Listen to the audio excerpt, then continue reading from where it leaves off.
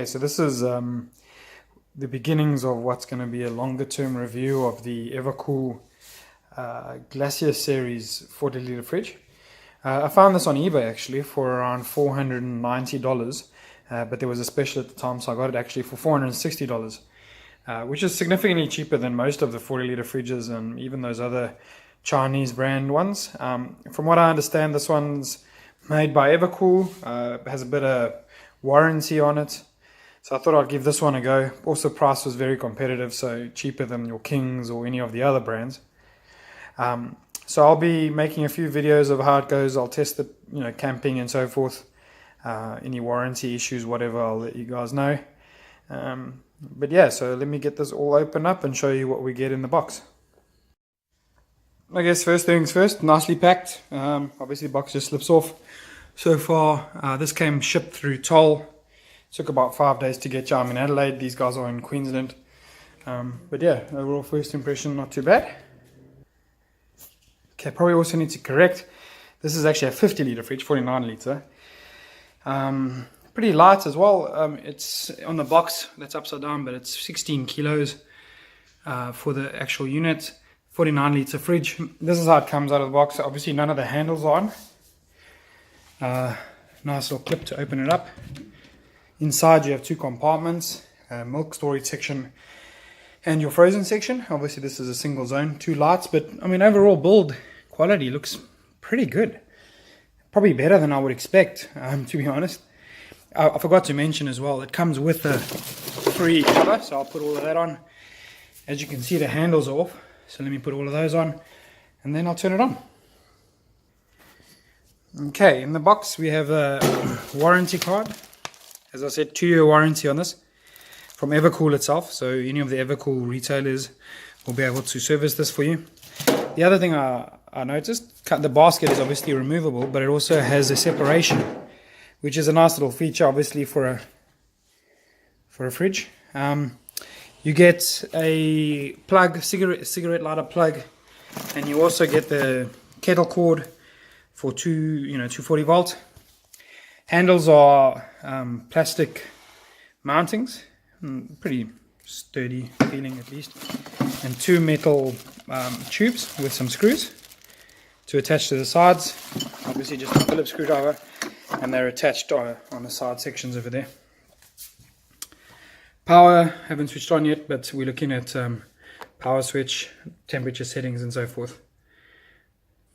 Just thought I'd share some of the instruction manual. Great thing about this being an Aussie made product is you get an English, not Chinglish version of a instruction manual. So everything's very clear in here. Cleaning, maintenance, instructions, etc. Just see, is there a section that explains how to install the side handles? Not really. So that's the only thing. The handles are there. Just looking at the picture, you can kind of figure it out. So it doesn't take a rocket scientist to figure out which way it goes. On there, I'll screw that on now. Also wanted to show you down here, we have a emergency and standard mode switch, as well as the 240 volt and 1224 volts. So it can be used. And then here's the details on everything. This also, I think, has the Danfoss compressor, which I think may be the old Waco versions, but from all I read, that seems to be an okay compressor, so hence why I went with this fridge. Okay, so we have the handles on now. We'll also mention pretty nice size screws going into the metal. There's actually metal threads at the end, not plastic. Obviously this has to be pretty sturdy if you have a full fridge to carry it. So after this I'll just put the cover on and then we'll turn it on. Okay, so that's with the cover on now. One thing I didn't mention was that this fridge obviously is a side opening fridge, which is slightly different to some of the front opening ones. So obviously opens that way instead of that way. So if that's not your cup of tea, then this is the wrong fridge for you.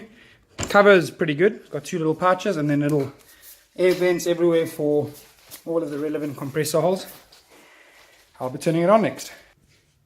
Okay, power is on. As you can see, the orange light shows there. I read the book. Basically, that's a flick switch over there, standard versus emergency mode. That's if the low voltage cutoff has come in, you can actually turn it back onto emergency mode. I think that's what the book says. Okay, power. Nope, there's their power switch down here. Standard mode. Where is the power? Orange light, no errors.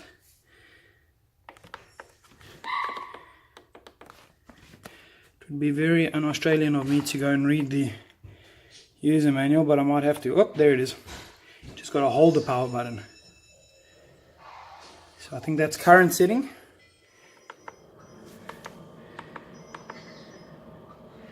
Fan I can hear is turned on. It's 23 degrees inside and it's set to minus 18 centigrade. I'm not sure what the low means.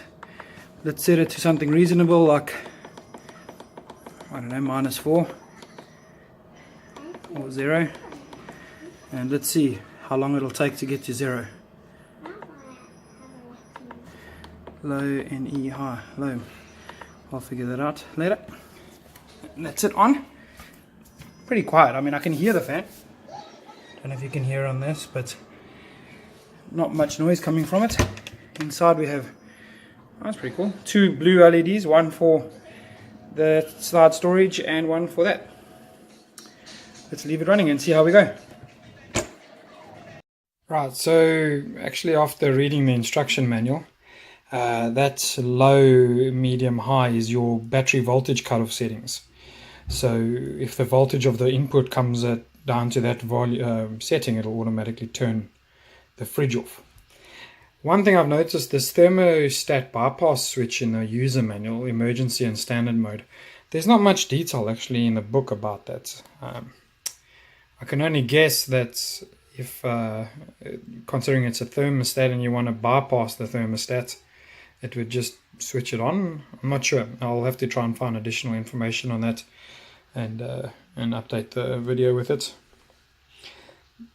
Other than that, I might actually set the low or the voltage down to 12, 14.7 down to 12, 13 point whatever. I mean, if my battery gets down to 11, that's quite low already. So I don't know if I want it going all the way down to there. So I'd probably set it to medium. I use an external battery pack anyway, 130 amp hour. I'll run this fridge on there actually a few days and see how long it takes, how many amps it draws, and then yeah, take it from there. Decided to switch to 12 volt mode because I actually want to test how much amps it draws and also to see how long it takes to kill my battery. So as you can see, I've switched to the cigarette lighter. Let's plug it in. Okay. Now I do know this actually has a setting. If you switch it off, there's a 30-second timer that it won't automatically switch on again, obviously in case there's any power fluctuation. So it's to protect the compressor. So currently internal temperature is reading at 7. It was at 24 degrees and the fridge has already been working. Currently, if we look at the battery, it's drawing 3.8 amps, 3.7. I'll update that again, but that'll kill my battery in 42 hours. So let's see how long it takes to get to its operating temperature and then see what amperage it draws at that operating temperature. Okay, so this has been running a few hours now. What I've noticed is I've set the temperature to -4.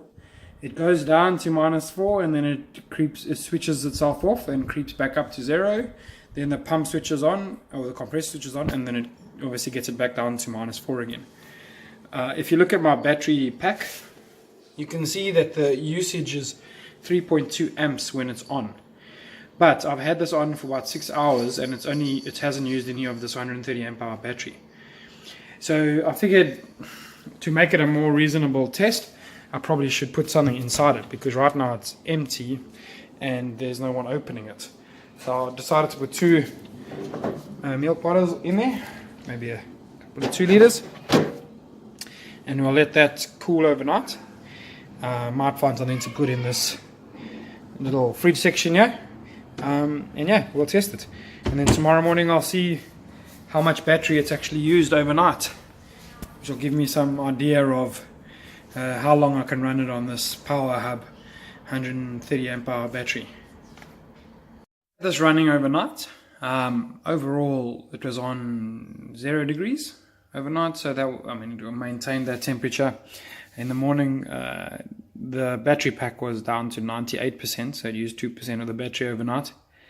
I thought I'll switch it up to try and see if we can get the bottles frozen in there, so I've moved it down to negative 15 degrees, and seeing how that goes and how much battery it's going to use.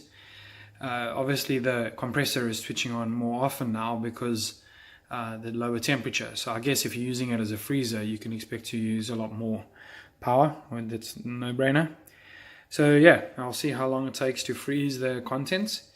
The one thing I have noticed is that the temperature fluctuates quite quickly. I think, as you saw there, it went from 12 to 11. It'll go down to probably 10, 9, and then switch back on again. So I don't know if that's a result of being visually able to see the temperature all the time, if all fridges work like that. But anyway, we'll continue monitoring. Noise, it is a bit noisy. I did test an Engel fridge before this. I will say I didn't really hear the Engel as much as I can hear this one. I don't know if it'll be a problem. It might be a problem if you're keeping this inside your tent at night. You probably hear it switching on and off.